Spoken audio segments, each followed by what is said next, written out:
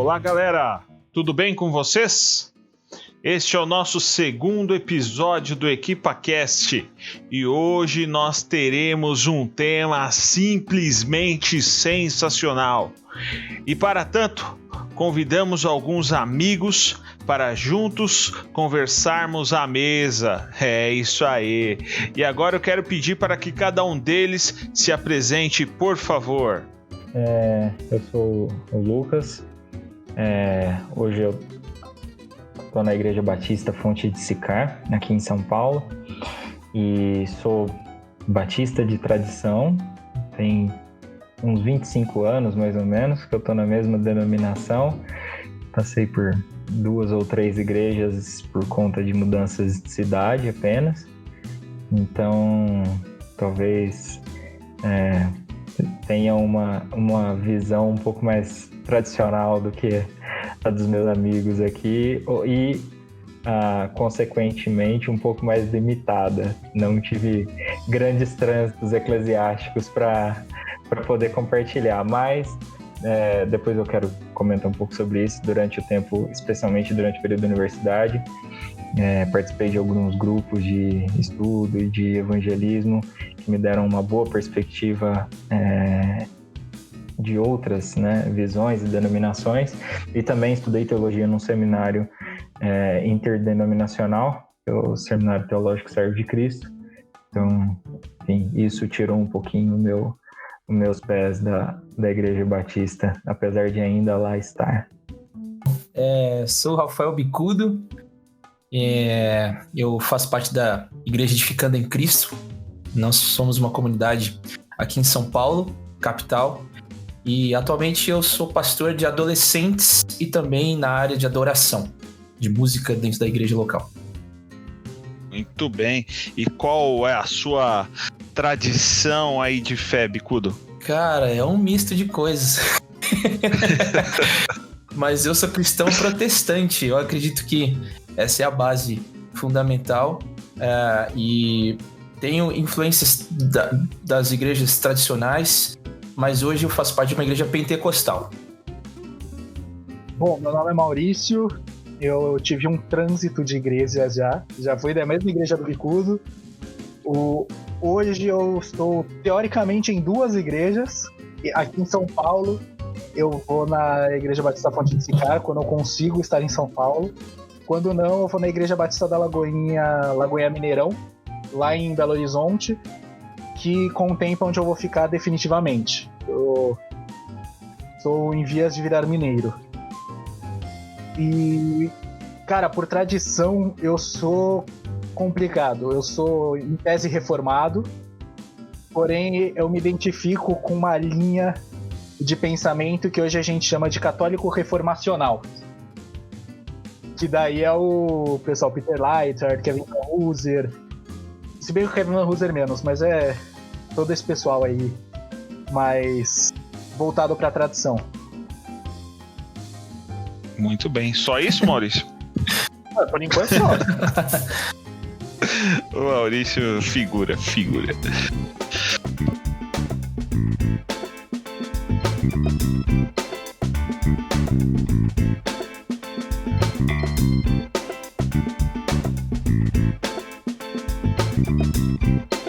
Tretas colossais, debates épicos, rupturas, distanciamentos, quebra de unidade. Podemos nos assentar à mesa e tomarmos um café em paz e harmonia? Podemos divergir em assuntos periféricos, mas estarmos unidos naquilo que diz respeito à base das doutrinas centrais e essenciais da fé cristã? Podemos criar essa unidade? Como criar essa unidade? Hoje, esse episódio promete ser mosaico.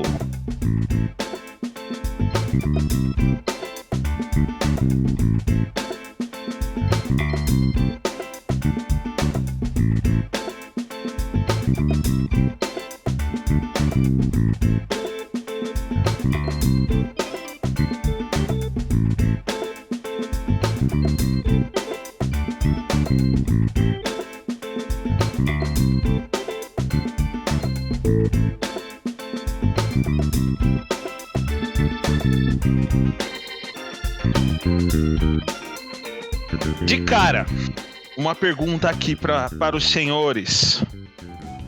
Quais os melhores caminhos para estarmos unidos, apesar das discordâncias?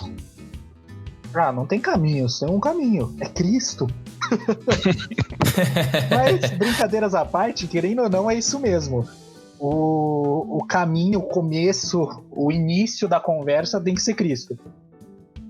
E não é qualquer Cristo. Não é, acredita em Jesus, tá, mas que Jesus você acredita? É o Jesus que é 100% homem, é 100% Deus. É o Jesus que é parte da Trindade. É o Jesus que veio numa obra redentora, na verdade, né? Mas eu acho que começo de conversa tem que ser esse. Se chegar tipo, eu creio em Jesus, mas meu Jesus é bonzinho, ele ama todo mundo e todo mundo vai pro céu. Aí tipo... Ou Jesus histórico, né? O Jesus histórico, não teve essa coisa de ressurreição, milagre, isso não existiu.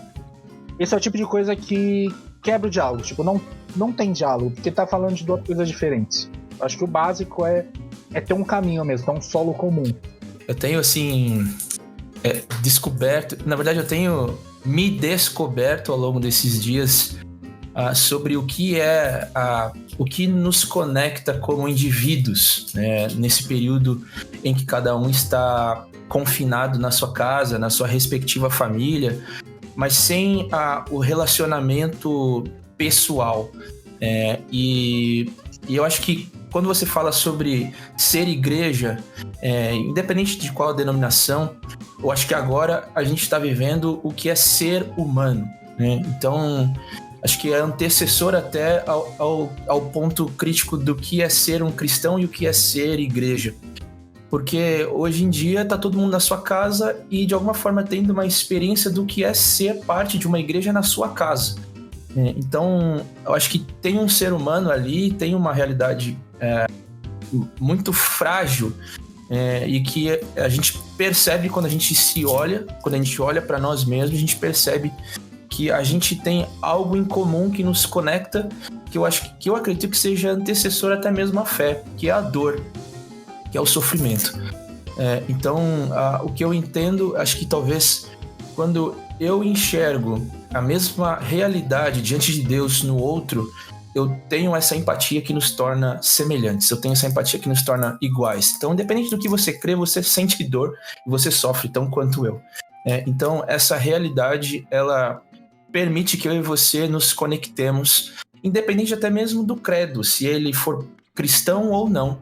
Quando nós temos uma empatia na dor e no sofrimento, a gente tem um olhar que eu entendo muito mais elevado até do que no aspecto da religião, da fé, nesse campo de atuação.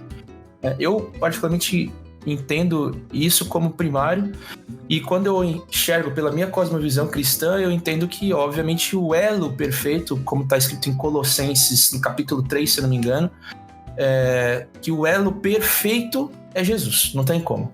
É impossível existir conexão, unidade e essa engrenagem ter óleo, vamos dizer assim, para que ela funcione bem, independente de qual seja a manifestação dela e a característica dela, ela precisa estar alinhada com o elo perfeito, que é Jesus. E o que foge de Jesus, né, não encaixa.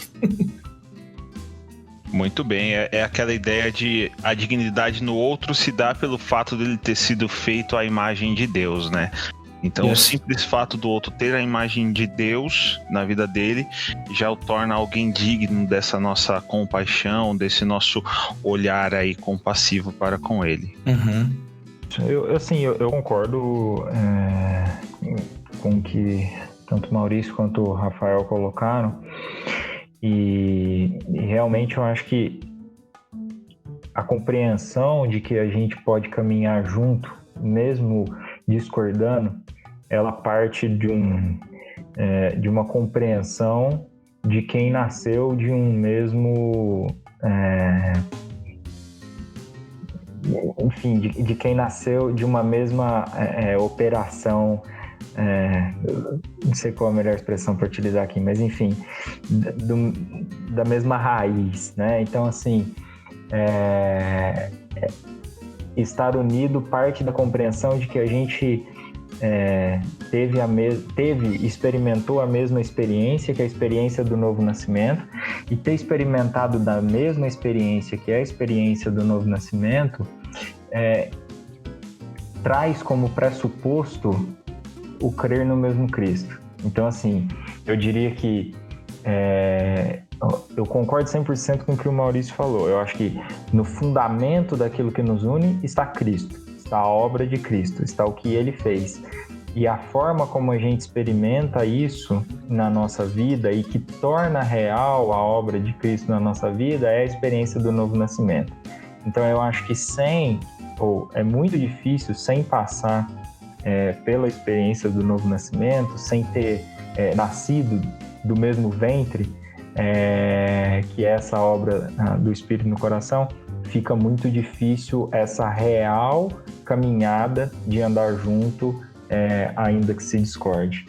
Então, esse para mim é um ponto bem fundamental aqui para a gente pensar. E eu acho que um segundo aspecto, então, no fundamento está Cristo, um aspecto disso seria o aspecto do novo nascimento, e um outro aspecto, que é um aspecto até um pouco mais prático, eu acho que, porque a sua pergunta é quais são, por quais caminhos, né, a gente consegue trilhar essa jornada de andar junto mesmo discordando.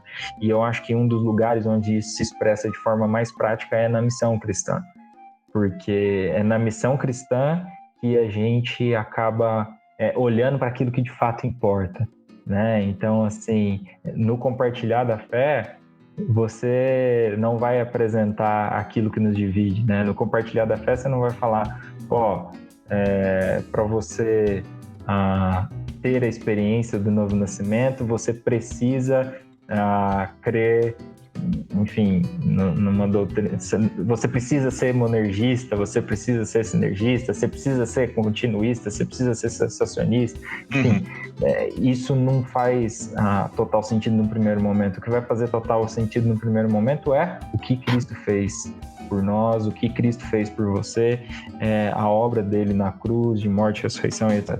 Então, eu acho que uma forma onde essa experiência de discordar, mas continuar andando junto se expressa de uma forma muito clara na missão. E aí por isso que eu comentei que uma das coisas, pelo menos na minha trajetória, que me fez experimentar muito, que é caminhar junto mesmo discordando, foi ter participado de uma missão universitária durante os anos da graduação, uma missão interdenominacional. Então ali eu aprendi a conviver com pessoas das mais distintas tradições teológicas e tradições eclesiásticas, mas a gente tinha muito claro o que nos unia. Então a gente conversava sobre as nossas diferenças conforme a gente caminhava, conforme a gente estudava a Bíblia, mas a gente sabia que aquilo não era motivo suficiente para nos separar, porque a gente tinha um foco muito claro que era a manifestação, né, o testemunho da obra de Cristo. Até porque tem um negócio que eu acho interessante, que a gente só consegue ver de fato as diferenças, independentemente de diferença teológica básica. A gente só consegue perceber que realmente existe diferença se a gente estiver no dia a dia. Quando você está no dia a dia, você percebe os defeitos, você percebe as falhas, você só percebe realmente o que a pessoa acredita no dia a dia. Então, acho que é necessário realmente essa comunhão para ter, até mesmo para ter divisão. Para você realmente ter uma divisão, você tem que caminhar junto, você tem que ter um momento intencional de relacionamento, você tem que partir o pão com a pessoa, você tem que ter esse momento à mesa para saber mesmo o que é, o que não é. Sim. Então, o que pressupõe a unidade é o relacionamento, né? Porque é nesse relacionamento que você vai conhecer o coração do outro, apesar de vocês terem discordâncias, divergências, pontos de vistas diferentes a respeito de determinados assuntos periféricos da fé cristã, mas você sabe que o coração daquele outro está centrado em Cristo, né, e naquilo que é essencial da fé. Então, o que vai pressupor a unidade de fato é o relacionamento, é você caminhar junto, é você estar ali comendo um sal, né, um pacote de sal com a pessoa, é você estar à mesa com ele, é você tomar um café com aquela pessoa, é você ter um olho no olho com ela, né, que aí você conhece de fato o coração dela e sabe que o que rege a vida dela e o coração dela e todas as intenções dela é Cristo Jesus revelado em sua palavra. Só fiquei em dúvida aqui que é um pacote de sal. Quem come um pacote de sal? É uma expressão antiga, cara. Você nunca ouviu essa expressão, né? Que para você conhecer uma pessoa, você tem que comer um pacote de sal com ela. Imagina porque quanto tempo demora. Isso. Mas você vai ver que um pacote de sal, ele dura muito tempo. 1 ano. Ele leva muito tempo, então. Então, essa é uma brincadeirinha, né? Que você tem que levar esse tempão todo com alguém para de fato você conhecer o coração daquela pessoa. Isso a gente falando dentro de um ambiente santo, né? E mesmo assim, não é garantia de que de fato você vai conhecer o coração do outro, né? Eu fui trouxa, eu levei no literal mesmo. Tipo engolir um sapo, né? Tipo engolir um pacote de sal, é tipo engolir um sapo. As pessoas lá no outro florestal, sentado na frente do rio, com um saquinho de cisne lá de sal. E aí? Eu só ia fazer um adendo, pegando isso que o Jeff falou, e que eu acho que o Maurício comentou também. Tem uma frase até que me chamou muita atenção, era um livro que não era sobre esse assunto, mas que eu estava lendo esses dias, em que o autor diz que ele estava discutindo o conceito de tolerância, mas a frase é muito se encaixa muito no que a gente está conversando, né? Ele diz que tolerância exige reciprocidade, que começa com aquele que realmente quer ser tolerante e generoso. O ponto dele é ser tolerante com o outro. Não significa dizer eu te respeito assim como você é, então vamos seguir a nossa vida assim mesmo. Isso não é a verdadeira comunhão cristã. A verdadeira comunhão cristã não diz tá bom, a gente discorda, então você segue seu caminho, eu sigo meu caminho e a gente fica bem. Não, isso é egoísmo. Isso é uma visão em si mesmada da coisa. A ideia dele é que o fato da tolerância exigir reciprocidade é o fato de que ela olha para o outro, ele vê a diferença, mas ele diz, eu vou andar contigo. Ainda que a gente seja diferente, eu quero andar contigo. E aí ele até desenvolve e diz que a tolerância, por isso, ela é uma virtude ou uma atitude absolutamente moral. Porque é uma escolha que você faz. Você fala, eu quero andar contigo ainda que eu discorde de ti. Então, eu acho que esse é um ponto para a gente ter em mente também quando a gente pensa sobre a questão de andar junto mesmo sendo diferente, né? Porque muitas vezes eu acho que o nosso discurso, especialmente o discurso mais atual, é esse, né? É do tipo, a gente discorda, mas a gente discorda, você segue seu caminho, eu sigo meu caminho, é a melhor coisa que a gente faz para não brigar. E aí eu acho que até o exemplo do saco de sal e de um relacionamento familiar é uma boa ilustração aqui, né? Você não come um saco de sal com um cônjuge simplesmente dizendo, siga aí seu caminho, eu sigo aqui meu caminho, a gente faz as refeições juntos. Não, você precisa tomar uma decisão moral de que você vai andar junto com aquela pessoa a despeito das suas diferenças. Então, eu acho que isso vale também para a nossa vida enquanto igreja, para a nossa vida enquanto cristãos. E tem outro ponto, outro lado disso, que é o lado do ecumenismo, né? Que também não é a nossa proposta. Uhum. Que é, beleza, vamos aqui achatar tudo e vamos, né, nivelar todas as coisas e assim a gente pode ter um relacionamento. Não, a gente continuamos tendo divergências, e essas divergências elas são boas e elas são em coisas que nós podemos divergir de fato, né? Não é naquilo que é como o Igor Miguel fala, o núcleo duro da fé cristã, né? Não tange o núcleo duro, mas são assuntos mais periféricos e é onde nós temos nossas divergências e podemos continuar tendo essas divergências, mas que isso não nos priva de relacionamento e também não nos privará da unidade, né, cristã que é maior do que tudo. Uma coisa que eu acho bem legal, assim, que eu tenho aprendido ao longo... Assim, eu posso falar que eu aprendi porque eu me converti na igreja que eu estou hoje, né? Então, eu não tive nenhuma outra experiência com nenhuma outra vivência de ser membro de uma outra igreja, ou até mesmo de uma outra denominação ou tradição, enfim. Mas ao longo desses anos, eu posso dizer que eu aprendi a amadurecer ou experimentar uma vida madura nessa diversidade de compreensão e cosmovisão do que é esse reino de Deus, se manifestando em diversas formas, diversas características. E o que eu tenho entendido assim, é que, de alguma forma, eu creio que a história da igreja no Brasil ela foi ferida nesse aspecto de debater a sua fé. E convidar e ter a mesa como um lugar bem-vindo para questionar a fé do outro. Eu sei que isso durante muito tempo soou meio farisaico, né? Vamos dizer assim, porque eram aqueles que debatiam a fé, que publicamente, né, questionavam um ao outro e falavam, por que você acredita nisso e tal, enfim. Mas acho que uma imagem muito, um estereótipo muito pejorativo foi criado ao longo dos últimos anos, talvez décadas, na Igreja do Brasil, é que a discordância ela tinha um tom de rebeldia ou de diferença agressiva, né? E isso criou uma tensão no corpo de Cristo muito violenta. E uma coisa que eu aprendi ao longo desses anos é que a maturidade para ver essas coisas de uma forma positiva, essas diferenças de uma forma positiva, é a desenvolver a habilidade de não se ofender.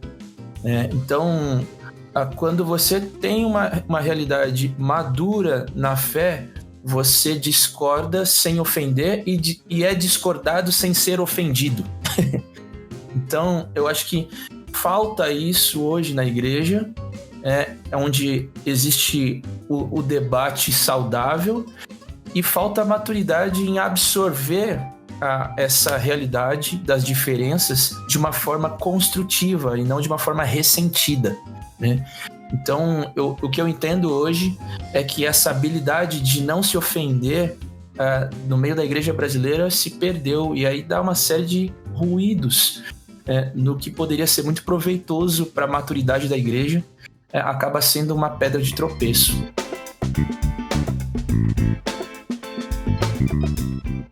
Essa pluralidade que nós estamos falando, ela tem limite ou limites? Se sim, qual é esse limite ou quais seriam esses limites? Eu acredito que as respostas vão ser parecidas, mas também não sei. Particularmente, eu acho que tem um limite. E tem um dos autores que eu comentei logo na entrada, o Peter Leithart. Ele é da Presbiteriana dos Estados Unidos.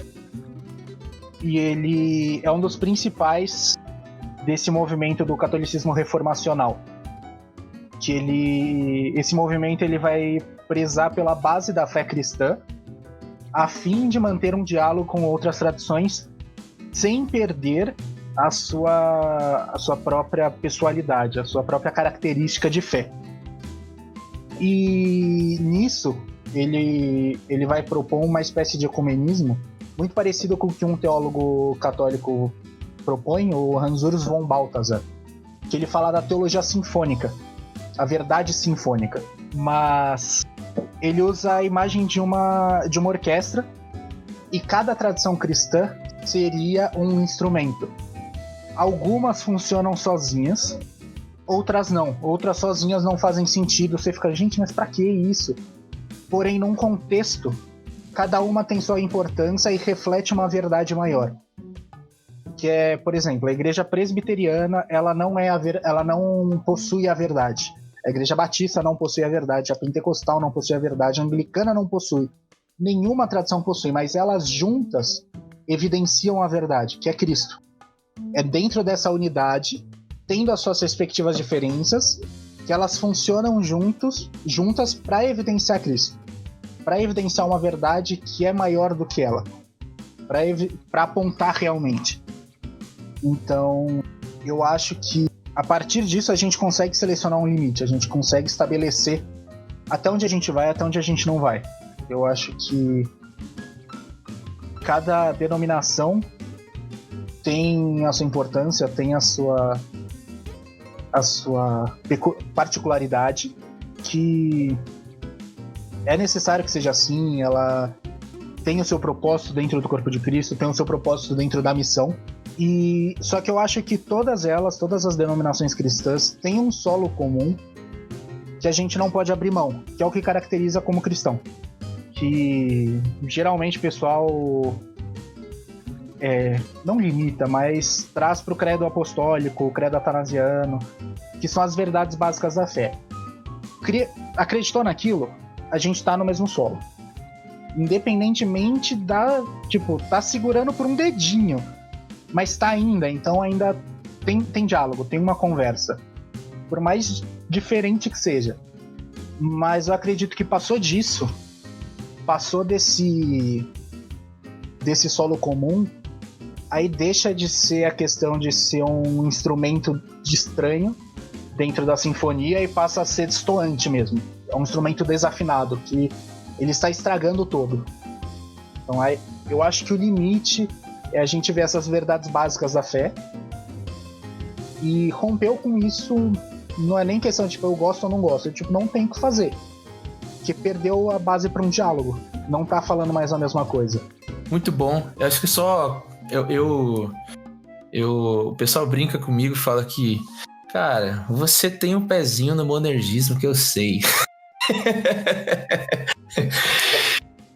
Eu já li esse livro, A Verdade Sinfônica, e é incrível. Acho que é uma das ilustrações mais completas que eu já tive acesso com relação ao que significa o corpo de Cristo na sua totalidade. E o que eu acho lindo é que, assim, eu tenho empatia com o assunto, porque eu sou músico, e eu sei que da importância dessa sinergia que existe em uma banda ou em uma orquestra, principalmente, onde você tem as questões que norteiam o grupo todo para um único objetivo, que é soar bem aquilo que foi programado, aquilo que foi planejado, aquilo que foi criado para uma execução específica. Então, o que eu acho muito lindo é que existe um tom, existe uma canção, uma harmonia soando, e você, obviamente, percebe que aquilo que está desafinado e desajustado não se encaixa nessa harmonia, não se encaixa nesse todo. E eu creio muito que a base que delimita, que faz parte dessa realidade da base da música, vamos dizer assim, além da pessoa de Cristo, a gente tem de uma forma prática a doutrina dos apóstolos. Então, para mim, eu acho que é essencial aquilo que tange e constrói em cima dessa realidade. E eu acho que talvez o contraste ele soa muito mais evidente, até mesmo, e acho que isso que cria até mesmo para os leigos essa distinção na liturgia. Então você tem os contrastes e as formas e até mesmo as expressões que acontecem na liturgia e que fazem, de fato, uma diferença estética, mas que por trás existe, sim, um conceito, uma construção, uma forma de você enxergar até mesmo as práticas eclesiásticas, enfim, um monte de coisa. Mas eu entendo que essa base, ela é algo em comum. Mas o que tange além dessas coisas é o que dá margem para a gente criar as divergências e até mesmo as heresias, né, que hoje em dia a gente percebe a rodo, né, e de uma forma ainda mais evidente por conta das mídias. Então, eu acho que a gente vai em algum momento falar disso, pelo amor de Deus. Eu concordo com o que o Maurício colocou, e eu acho que a gente volta até, né? Eu volto um pouco a alguns pontos que eu tinha colocado no início, de que esse solo comum é Cristo, e ele pressupõe a comunhão, mas a comunhão de regenerados, e é regenerado aquele que compreendeu a obra de Cristo. Então, enfim, a obra de Cristo é fundamental nesse processo.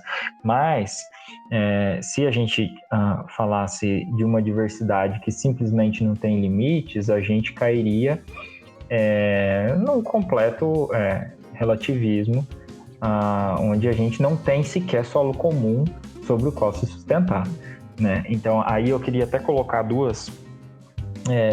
O Maurício citou a Verdade Sinfônica do Balthasar. Eu queria citar outras duas fontes que eu acho que são interessantes para quem se interessa por esse assunto.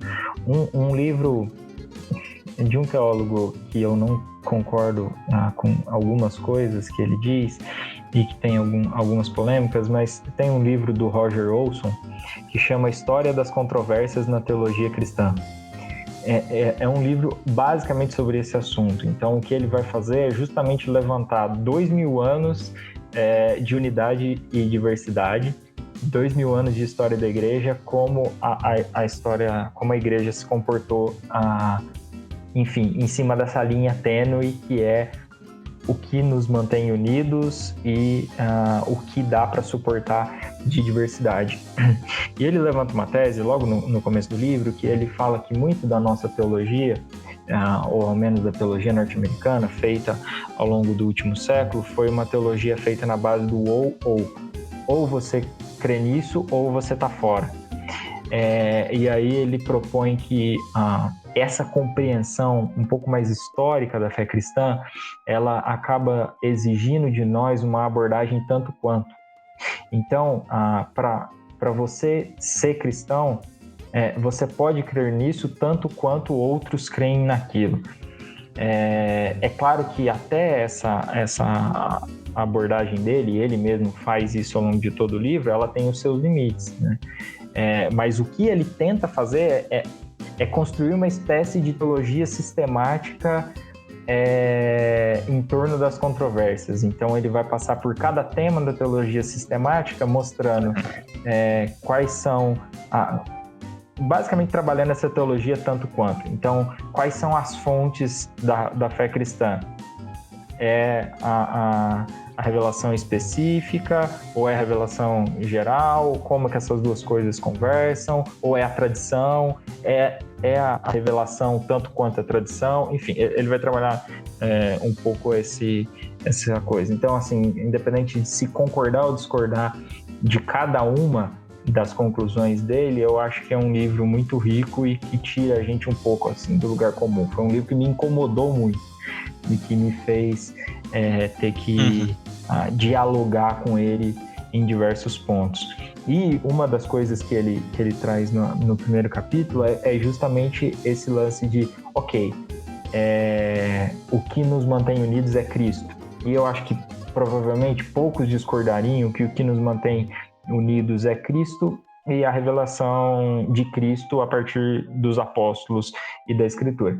Mas aí ele levanta um problema, ele fala, até aqueles que a gente considera seitas e heresias afirmam isso a respeito deles mesmos. Então, mormons vão afirmar que a sua compreensão também está pautada na Escritura, testemunhas de Jeová, enfim, uma série de linhas e tradições que a gente considera como desvios do cerne da fé também apontam para a Escritura. E aí, uma das coisas que ele fala talvez a gente precise elaborar um pouco melhor o que é essa revelação de Cristo a partir das Escrituras. E uma possível interpretação de Cristo a partir das Escrituras que nos sirva como base e delimite um pouco o que é a ortodoxia, seria o credo apostólico. Ele coloca, na verdade, aí ele discute um pouco o papel dos credos, e aí mostra um pouco, inclusive se você pegar um católico romano, um cristão oriental e um protestante, todos os três vão concordar com o credo apostólico, mas aí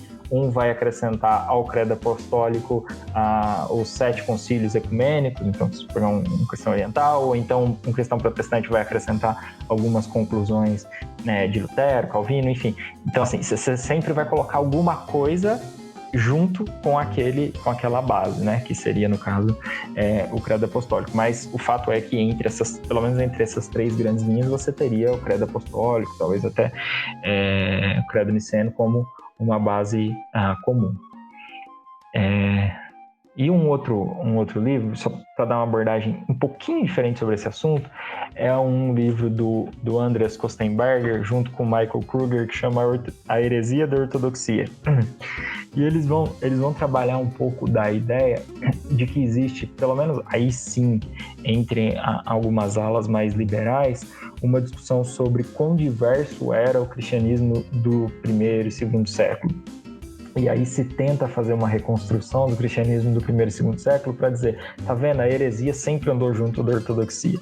E eles rebatem essa ideia com base numa série de dados e de autores e de fontes históricas para demonstrar que, ao menos nos 2 primeiros séculos, você tinha uma ortodoxia muito mais consolidada do que as heresias. As heresias foram surgindo com o desenrolar dos anos, mas a ortodoxia, que é basicamente essa crença na pessoa e na obra de Cristo Jesus, e é claro que eles não vão dizer que a ortodoxia é a crença deles, mas eles vão delimitar a ortodoxia como sendo isso que a gente está chamando do núcleo mais sólido da fé, mas o que eles vão demonstrar é que esse núcleo mais sólido da fé, ele estava presente de uma forma muito forte na igreja nos seus 2, 3 primeiros séculos, e a heresia, na verdade, foram distorções que foram surgindo a partir desse núcleo inicial. Então, para a gente até aqui, um pouco mais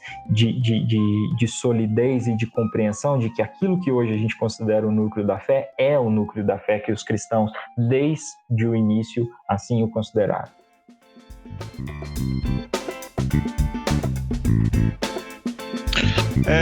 Vocês acreditam que nós estamos vivendo dias, eu não sei se é porque existe uma comoção muito relacionada a esse momento de pandemia, de isolamento social que nós estamos vivendo, mas vocês acreditam que nós estamos vivendo dias a qual esse tipo de diálogo, esse tipo de se estar à mesa com aquele que pensa diferente de mim, de você, nós estamos vivendo dias a qual esse tipo de diálogo tem surgido e que essas oportunidades estão sendo criadas e que as pessoas estão dispostas e preparadas a terem esse tipo de conversa? Eu não ia falar exatamente disso, mas dá pra encaixar.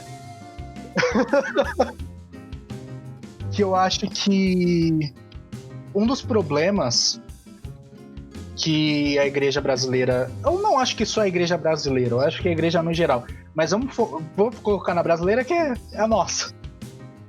Mas um dos problemas que a gente passa e que dificulta essa unidade, eu realmente acho que é uma das coisas que o Van Hooser bate naquele Autoridade Bíblica Pós-Reforma, que é a autoridade interpretativa. A maioria das vezes a gente não consegue ter um diálogo porque a gente está interpretando a mesma coisa de modo diferente. E, cara, tem muita coisa que a gente consegue abrir concessão para conseguir ter um diálogo. E eu não tô falando abrir mão de base da fé, mas eu tô falando de abrir mão de alguma posição para conseguir conversar, para conseguir estabelecer um diálogo. Ou então tentar mostrar para a pessoa que há um modo de se interpretar a realidade, as escrituras, seja lá o que for, que é passível de conversa, a gente consegue ter um diálogo mesmo. Porque eu tô falando isso porque é uma coisa que eu percebo que eu errei muito na minha caminhada como cristão. Que logo quando eu comecei a estudar teologia, eu eu sou parte de uma geração que descobriu o calvinismo. Meu Deus do céu, isso explodiu a minha cabeça. E o pessoal ficou muito empolgado, às vezes, sem saber o que era direito. Sem entender, de fato, o que eram as doutrinas da graça, o que é o calvinismo, o que é a reforma protestante, as diferenças entre os reformadores. A maioria do pessoal não sabia mesmo. O que eu já perdi a conta de ver o cara falar, não, tá em igreja pentecostal falando, agora eu sou calvinista e vou pra uma igreja presbiteriana. Só que daí quando fica sabendo que a igreja presbiteriana acredita que Cristo tá presente espiritualmente no momento da ceia, ele fica, não, mas isso é heresia? Bicho, tu não é calvinista? Pô, tem um capítulo gigante nas Institutas que Calvino fala só isso. Eu falo, pô, então você percebe que há uma... Primeiro, que tem uma dificuldade da pessoa de entender o que ela realmente acredita. E por causa disso ela acha que todo mundo deveria pensar que nem ela. E ela não consegue estabelecer esse diálogo. Por quê? Fulano tá interpretando a mesma passagem de um jeito X, Ciclano tá interpretando a mesma passagem de um jeito Y, e começa a dar uns negócios bizarros. A gente teve essa semana uma figura, não, já vai ter polêmica, não vou criar mais polêmica, mas que fez algumas afirmações sobre Deus não estar no controle, estar no controle. Cara, ele tá pegando o mesmo texto que eu tô lendo. O mesmo texto que o Bicudo tá lendo, que o Lucas tá lendo, que o Jé tá lendo, que a igreja leu durante 2000 anos. Mas ele tá chegando em outra conclusão. Tipo, alguma coisa tá errada. Alguma coisa tá muito errada, porque ele tá conseguindo enxergar uma coisa que não tá no texto. E não só ele, diversas celebridades, figuras e até pensadores sérios chegam e tem esse problema, porque a gente não consegue estabelecer um diálogo, às vezes, nas bases, né, em como a gente vai estabelecer a discussão. A gente não consegue realmente, às vezes, nem sentar na mesma mesa pra gente acreditar na mesma coisa. Só que a gente tá chegando, às vezes, ao mesmo lugar de lugares diferentes, por caminhos diferentes. Então eu acho que um ponto muito importante pra gente conseguir ter uma voz minimamente uníssona e tá pelo menos afinado é encontrar uma base interpretativa para realmente conseguir começar uma discussão séria. Porque senão vai ficar aquela coisa de cremos no credo apostólico. Só que tem um elefante aqui no meio da sala que a gente vai ignorar. Deixa ele aqui. Essa é uma diferença muito grande, a gente deixa. Não, são coisas que... Tem uma... O C.S. Lewis usa essa imagem no Cristianismo Puro e Simples, que eu acho muito legal, que o cristianismo é uma casa e as diversas denominações são os quartos, os cômodos. E eu lembro que o Guilherme de Carvalho adicionou, em uma palestra que ele deu, algo a essa figura. Ele disse que a gente está dentro da casa, a gente faz parte da mesma casa, em cômodos diferentes, então a gente vai sentar na mesa nem que seja para quebrar o pau. A gente vai sentar junto na mesa nem que seja para brigar. Mas estamos na mesma casa, vamos conversar. Vamos... discordo feio, beleza, por quê? Aonde? O que tá errado? Então isso eu acho que é um ponto muito importante que, querendo ou não, ajudaria a evitar pelo menos as bizarrices mais extremas que costumam aparecer. E aí só um adendo bem curto, né? Mas esse sentar à mesa exige pelo menos duas coisas, né? Um coração devoto a Deus e a palavra, e uma maturidade espiritual também, né? Que te permite aquela compreensão que eu até comentei há pouco, de que a verdadeira tolerância, ela exige reciprocidade, né? Ela exige esse compromisso com o outro, né? Você diz, não, a gente faz parte do mesmo corpo, a gente faz parte da mesma família, a gente nasceu do mesmo ventre. Então eu tenho um compromisso com essa pessoa de que eu vou compreender quais são as bases dela, por que ela está chegando a essas conclusões. Se eu tiver errado, eu quero rever a minha compreensão, mas eu também acredito que se ela estiver equivocada, ela também vai rever a compreensão dela, né? Então, reciprocidade é caminho de mão dupla. Então, é preciso que isso a gente comece a construir no corpo de Cristo como um todo, né? Pra gente ter uma unidade e a gente poder falar, pelo menos, sei lá, tá algum problema social muito grande, alguma treta que a igreja precisa se posicionar. Hoje a gente não consegue. Hoje a gente não se posiciona, a gente não tem uma unidade mínima para falar a igreja evangélica brasileira pensa isso. Não tem. A gente não consegue. E eu acho isso que o Lucas falou é muito importante, porque geralmente a gente pensa essa coisa de diálogo só entre cabeção. Tipo, não, eu vou dialogar com um mestre em teologia presbiteriano, um anglicano e um luterano. Não, cara, você vai ter que dialogar com a tiazinha do coque. E provavelmente ela vai estar certa e você não. Tipo, é o diálogo com o pé no chão. Você realmente entender a sua realidade. Nossa, o adolescente da igreja que tá assistindo a pregação do Augusto Nicodemos acha que vai discutir soteriologia na igreja. Não, não vai. Ninguém sabe o que é soteriologia. Você vai discutir o que o pessoal realmente tem dúvida. Você vai chegar no pessoal e vai falar, ó, o que você pensa, o que você acredita, o que a gente acredita enquanto igreja. Isso eu acho que é o mais importante. É essa unidade. Enquanto igreja, nós cremos que. Enquanto igreja, nosso posicionamento é este. Isso eu acho mais importante, que a gente realmente tem que lutar para ter. E como uma sinfonia mesmo, como uma orquestra. E cada um com a sua peculiaridade, mas apontando para um mesmo caminho. A orquestra continua, a música é essa. Cara, eu acho que sim, porque eu volto pro meu discurso no princípio, de que a dificuldade do ser humano coloca o homem diante da sua insuficiência. Então, a discussão, ela acaba tendo um espaço diferente da vida do indivíduo. Ele está aberto a escutar possibilidades, ele está aberto a escutar os outros, porque, de fato, o que ele estava vendo e o que ele estava vivendo chegou no momento que bateu na crise, vamos dizer assim. Então, eu acho que esse lugar de miserabilidade do homem, vamos dizer assim, ele permite esse momento em que a gente enxerga a mesa com outros olhos. Uma coisa que eu sou apaixonado por mesa, né, gente?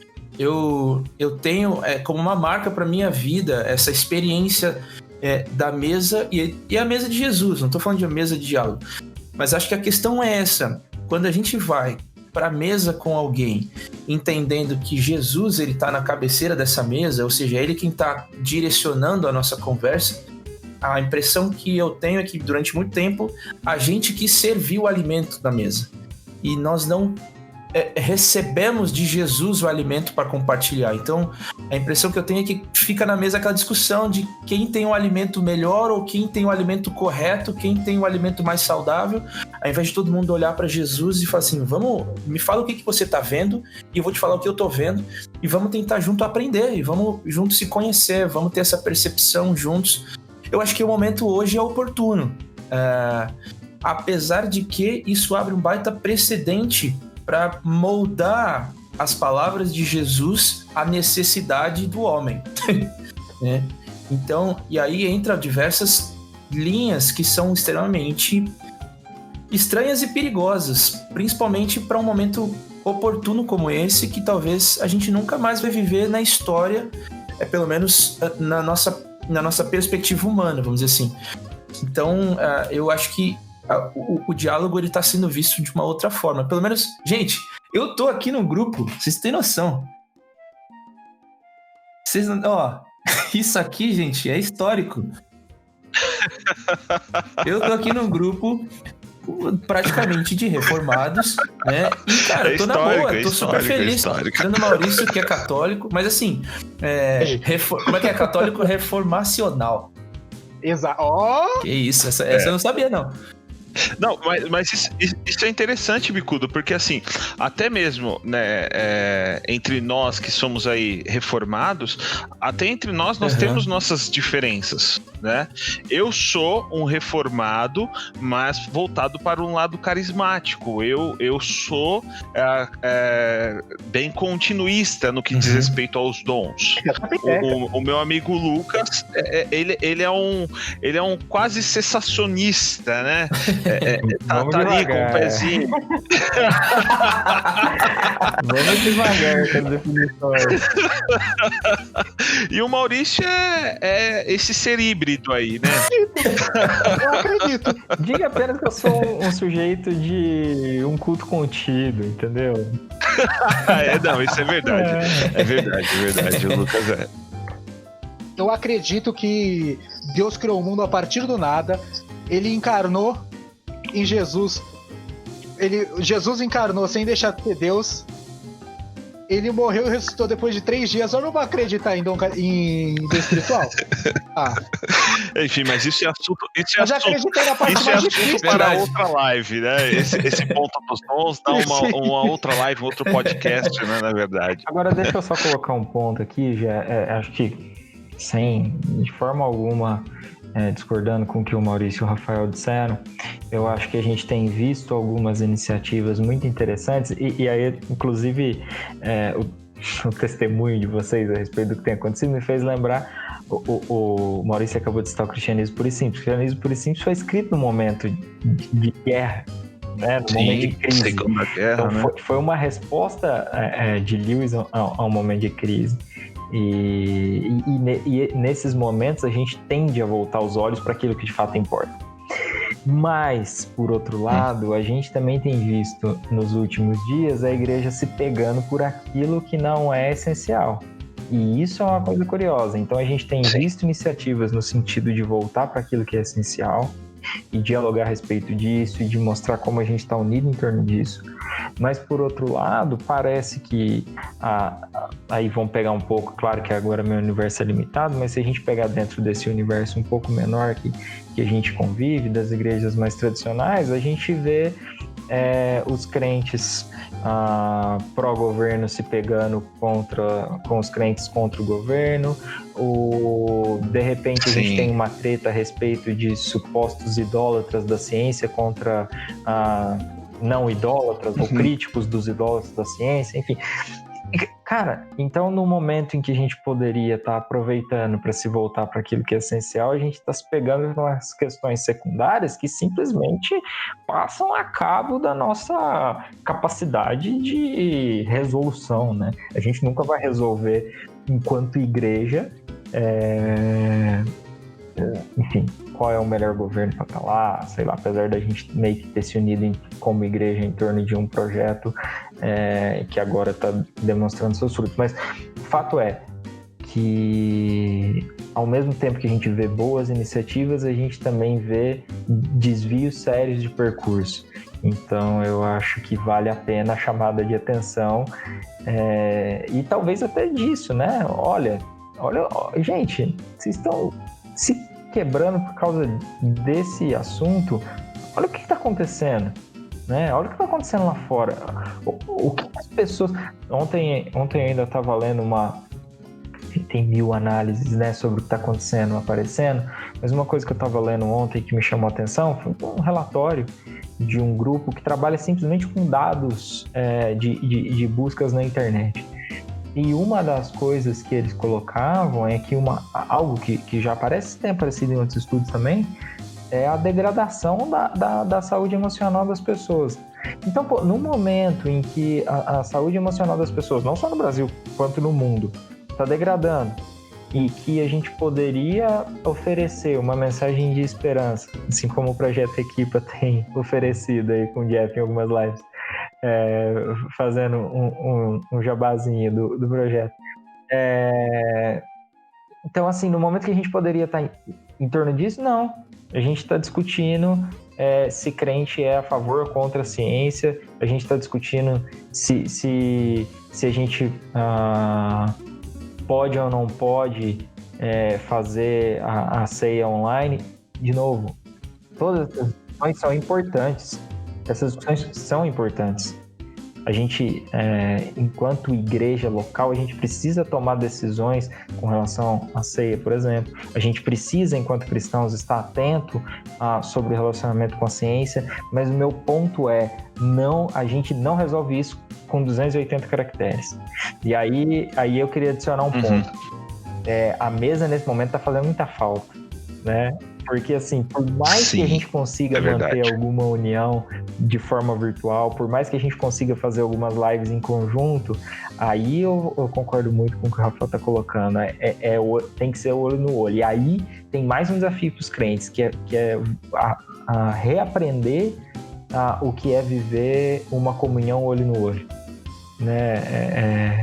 Reaprender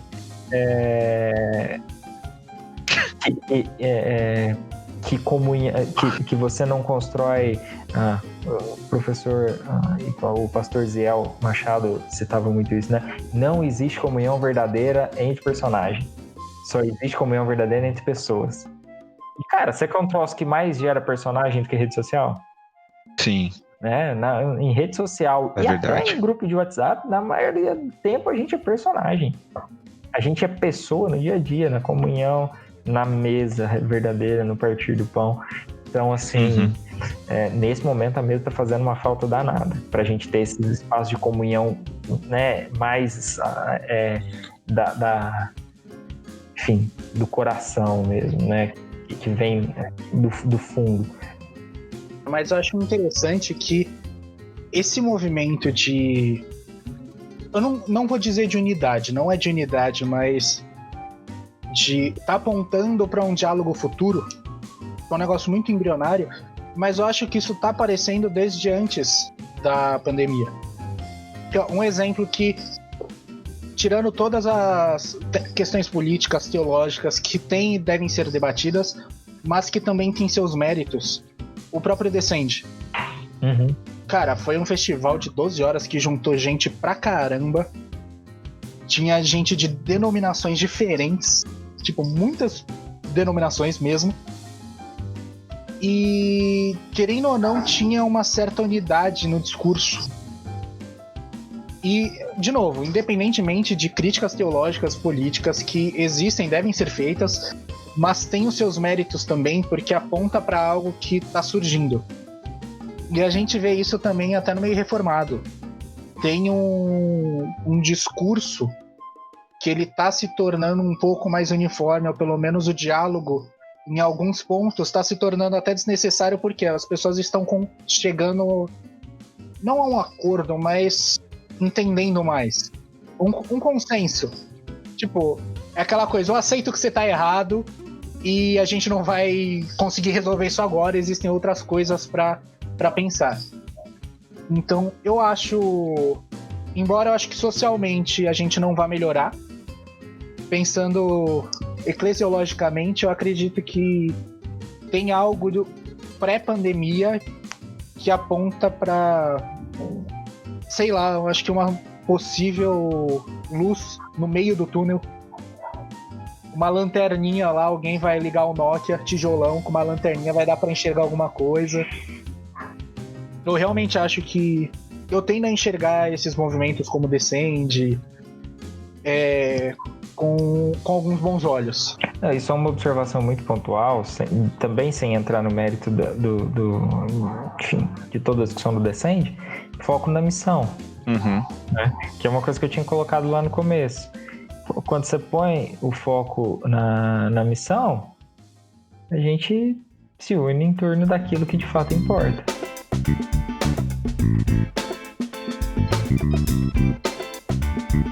Partindo já para o final aqui, mas uma última pergunta. Por que vocês acham que nós somos rápidos em descartarmos aquilo que é divergente ao nosso pensamento, né, e simplesmente colocá-lo de escanteio e falar, cara, isso aqui não faz sentido para mim, isso aqui está errado, e simplesmente eu abro mão, sendo que eu poderia olhar para aquilo, para aquele divergente, para aquele pensamento contrário ao meu, e tentar aprender ou tentar absorver algo de bom naquilo. Sinceramente, porque a gente é preguiçoso. Porque isso vai envolver um trabalho intelectual, teológico, prático, muito difícil. É mais fácil eu simplesmente chegar e falar, não, você tá errado, não me enche o saco, do que fazer aquele exercício de sentar à mesa, de partir o pão com a pessoa e falar, por que você crê nisso? Por que você não crê naquilo ou outro? Sim. Um ponto, tipo, é muito alheio à nossa realidade, porém é uma discussão que tem sido levantada novamente dentro do meio teológico, principalmente na Europa. Os cristãos ortodoxos se separaram o cristianismo oriental e ocidental se separaram basicamente por causa da cláusula filioque dentro do credo niceno.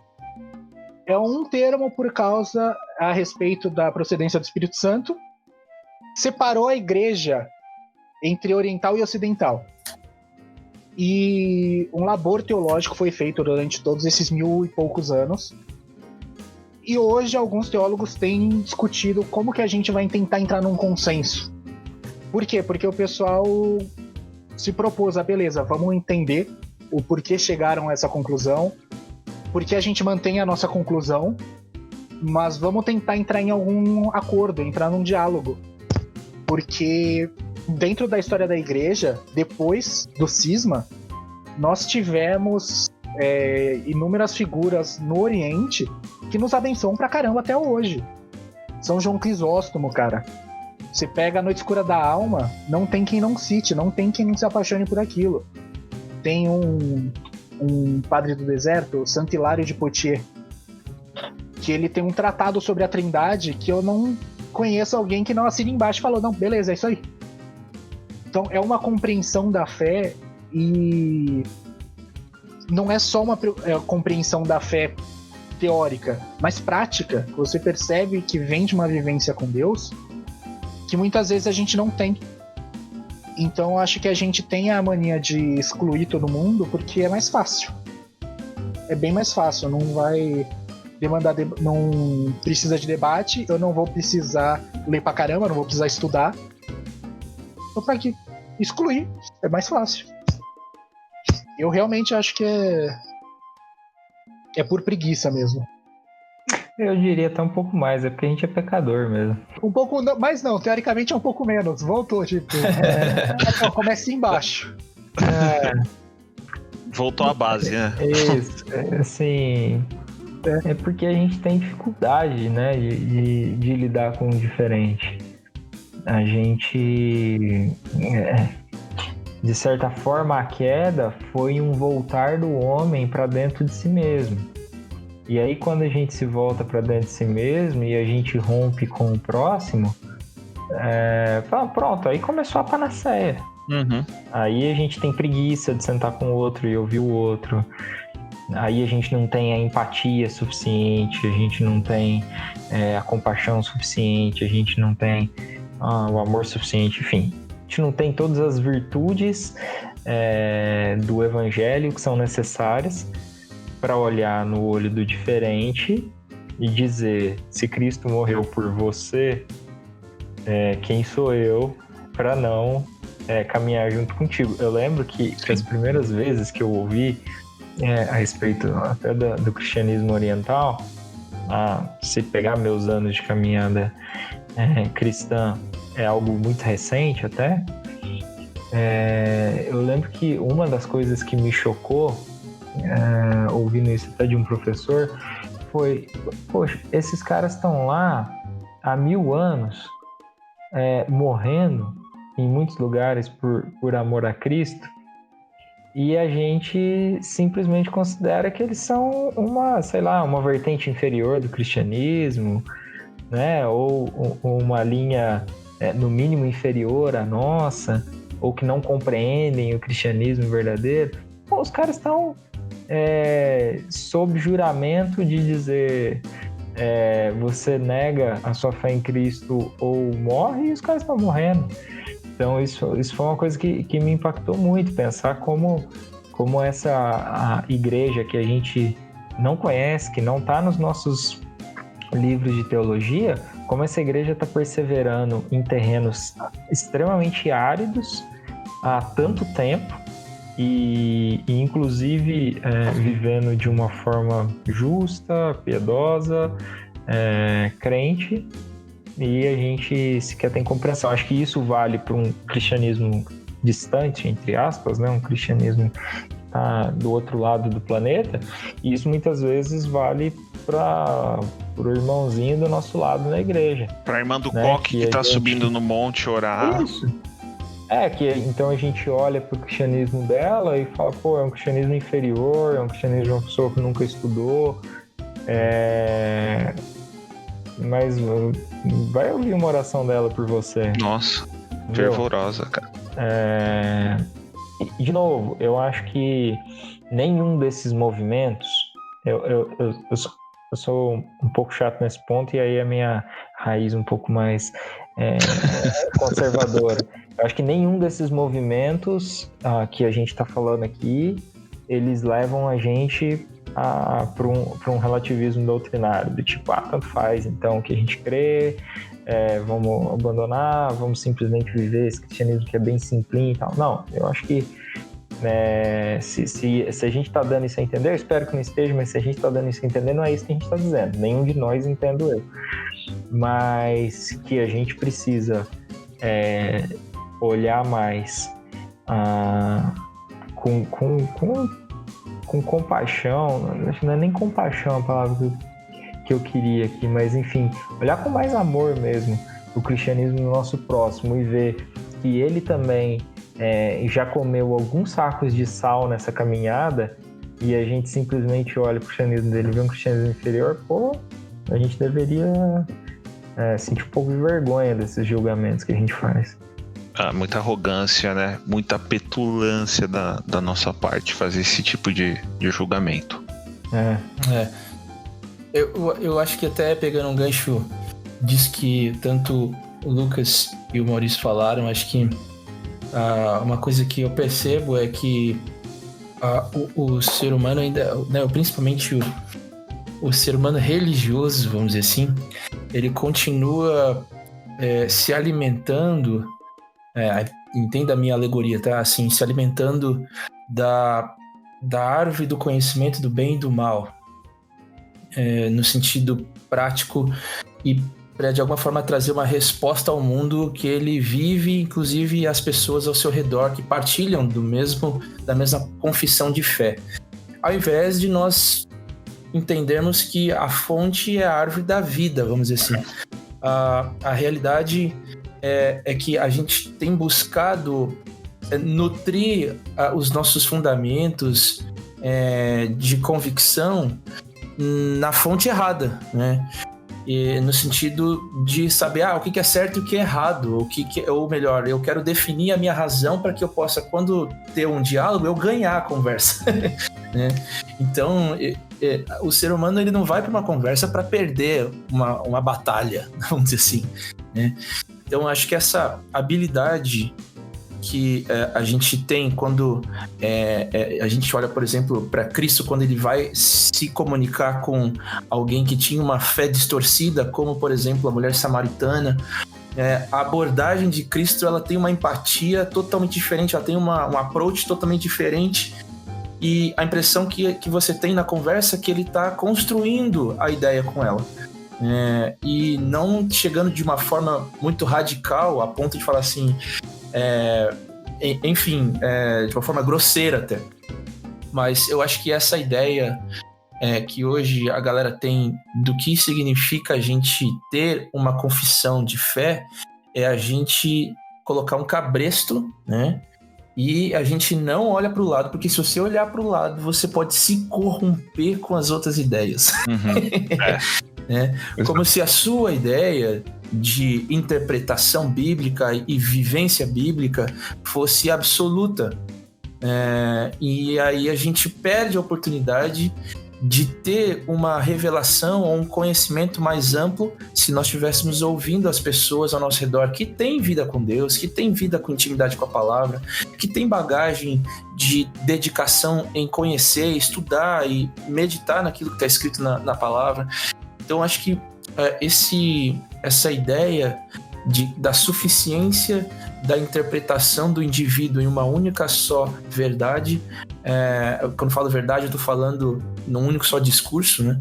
Num ponto de vista, né? Um ponto de vista, ela de alguma forma criou uma casca de proteção, e é aquilo que eu falei, quando você tem uma relação de confronto por uma ideia diferente, essa casca ela é perfurada, né? E você tem uma fé ferida, né? Então, aí que rolam essas, vamos dizer, essas discussões que não visam o eixo central, mas visam a razão do homem dentro do campo da fé.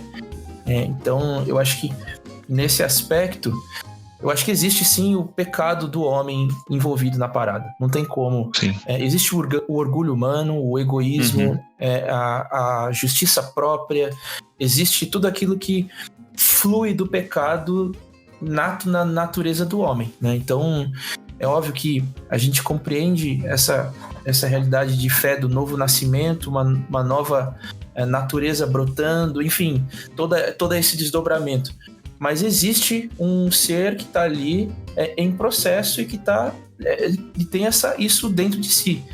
Então, eu acho que muitas vezes eu percebo que a galera nega essa realidade de que, não, agora minha fé ela tá perfeita e já era, não tenho mais que prestar atenção no que os outros estão ouvindo. Mas isso é trazer um ingrediente pecaminoso para sua fé, é trazer uma suficiência, dizer que o que você está pensando é absoluto a ponto de não, de alguma forma, reparar na qualidade da fé do outro, né? Então, isso cria uma prepotência, um olhar muito soberbo um para o outro, né? Acho que eu não lembro agora quem fala essa frase, mas eu não sei se é o apóstolo Paulo, fala pra gente não enxergar o outro de uma perspectiva, vamos dizer assim, de superioridade, mas sempre enxergar o outro como alguém que você pode servi-lo, que você pode, de alguma forma, compreendê-lo e amá-lo, né? Então, eu acho que essa perspectiva é o que a gente chama de ser cristão.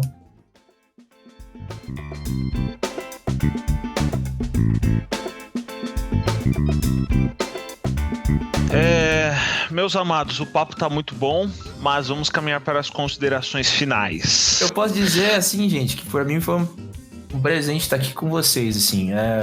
Que bom, cara. O meu universo é muito diferente.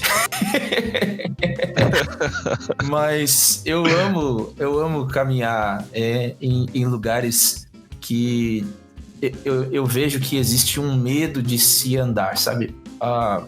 Nesse aspecto, por isso que o pessoal fala assim, você tem um pezinho no monergismo e tal. Assim, eu amo estudar e eu gosto muito de ouvir as pessoas que têm intimidade e manuseio com as escrituras. Então, para mim, eu acho que é um presente, a gente poder ensinar o preciosismo que é isso, sabe? Apesar da distância, a gente valorizar a mesa, onde as diferenças elas agregam muito, e elas geram qualidade na igreja para os dias de hoje, assim, que estão cada vez mais nebulosos, cada vez mais confusos e de alguma forma acho que essa unidade ela é muito bem-vinda, ela é muito boa, né? Enfim. Foi muito bom estar aqui com vocês, foi muito bom realmente poder conversar a respeito disso. Particularmente é um tema que eu gosto bastante. E tem uma coisa que eu gostaria de deixar claro, que eu acho muito importante, pelo menos para quem está ouvindo a gente, que tem um escritor inglês, o Chesterton, que ele diz um negócio que para mim é essencial nessas horas, que existe uma coisa que se chama minha visão, que não tem problema nenhum você ter isso, e que é óbvio que se você entrar numa discussão você acha que você tá certo, porque é muito estranho você adotar uma posição achando que você tá errado. Não faz sentido. Se você é um cristão, obviamente você acha que você está certo, obviamente você vai entrar numa discussão assim. E nós não estamos falando ao contrário. Eu acho que eu digo isso por todos, que cada um tem a sua posição, é bom, é necessário, é saudável que isso aconteça, para que exista um diálogo, para que tenha uma conversa. A questão é ter humildade para saber que nós não temos toda a verdade. A verdade é Cristo, Ele que nos tem. É Cristo quem nos tem, é a própria verdade quem nos sustenta. Então é a partir disso que a gente desenvolve um diálogo, é a partir do próprio Cristo, é a partir dessa noção de que nós somos sustentados, não sustentamos, é a partir do relacionamento mesmo, de sentar na mesa, que a gente vai conseguir resolver todas as tretas. Ou não resolver, né? Mas eu realmente espero que nós consigamos aprender, não apenas com o momento que a gente está vivendo, de pandemia, de distanciamento, mas mesmo depois que isso passar, a gente consiga aprender que há o corpo de Cristo e há o corpo, a noiva, e a gente tem que ser zeloso com ele, a gente tem que ter um zelo com o corpo de Cristo, e dentro disso tá respeitar o irmãozinho que pensa diferente, tentar entender o irmãozinho que pensa diferente, que provavelmente ele pode estar certo ou pode estar errado, saber falar se ele estiver errado, saber exortar em amor, saber ouvir exortação. Eu realmente espero que a gente consiga aprender isso o mais rápido possível, porque faz parte do nosso testemunho para o mundo.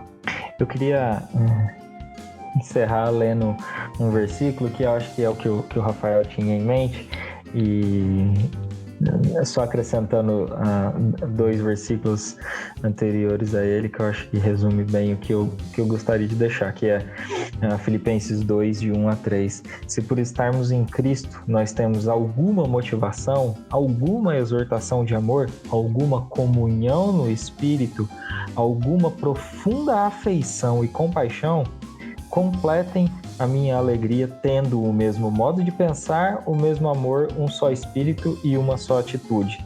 E aí entra o versículo 3, nada façam por ambição egoísta ou por vaidade, mas humildemente considerem os outros superiores a vocês mesmos. Cada um cuide não somente dos seus interesses, mas também dos interesses dos outros.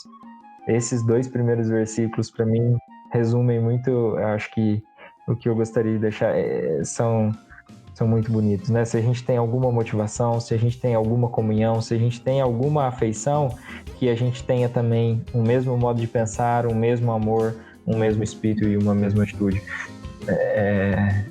Encerro dizendo que o fato da gente ter comunhão em Cristo nos leva a querer crescer na fé.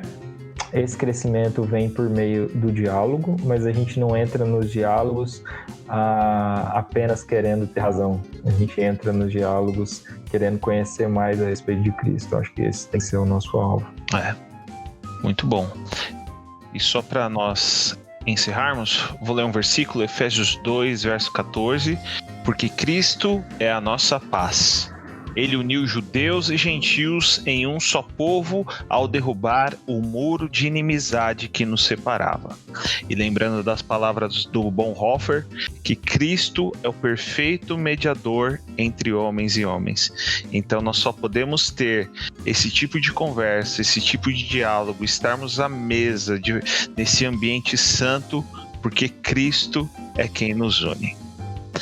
Amém, irmãos? Amém, top.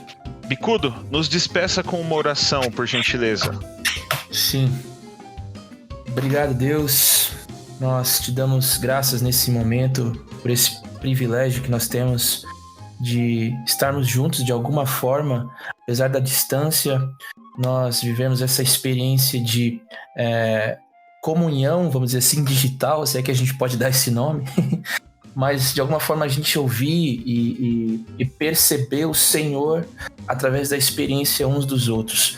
E nós te damos graças pela tua palavra, que é o alimento, que é o fundamento essencial para que a gente possa olhar um para o outro com um óculos que não é humano, um óculos que não é de alguma forma enviesado pelo nosso senso crítico, pelo nosso senso de justiça, pela nossa razão, mas é um óculos que é totalmente alinhado com aquilo que está no teu coração, que é Jesus Cristo.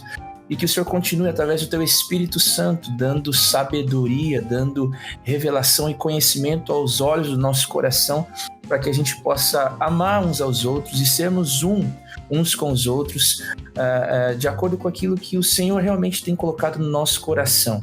Em nome de Jesus, eu oro pela vida de cada um aqui, eu oro, Senhor Deus, pelas igrejas do Brasil, eu oro para que haja realmente uma compreensão nesses dias onde nós estamos confinados, uma compreensão do que significa sermos que nós possamos, sim, Deus, olharmos para nós mesmos nesse período e realmente vermos aquilo que o Senhor está trabalhando em nós, mas que a gente possa olhar para a Tua noiva e ver aquilo que o Senhor também está lapidando em nós. Em nome de Jesus, eu oro e te agradeço por cada um aqui, Deus, que tem semeado essa riqueza de ensino e de capacitação através da Tua palavra, através da orientação, que é esse projeto, Deus, que o equipa. Eu oro para que ele possa realmente gerar frutos ainda maiores, Deus, e frutos que possam alcançar, Deus, gente e pessoas de todas as denominações, de todas as tradições, mas que haja um único só propósito de realmente equipar a Tua igreja para realmente, Deus, sermos luz nesse mundo, glorificando o Teu nome em todo tempo e em todos os lugares. Em nome de Jesus nós oramos e te agradecemos. Amém. Amém. Glória a Deus. Muito obrigado, meus irmãos. Que Deus nos abençoe. Obrigado vocês, ouvintes. E que fiquemos na paz do Senhor e que Ele continue nos sustentando a cada dia para a sua glória. Amém? Deus abençoe. Até mais, galera.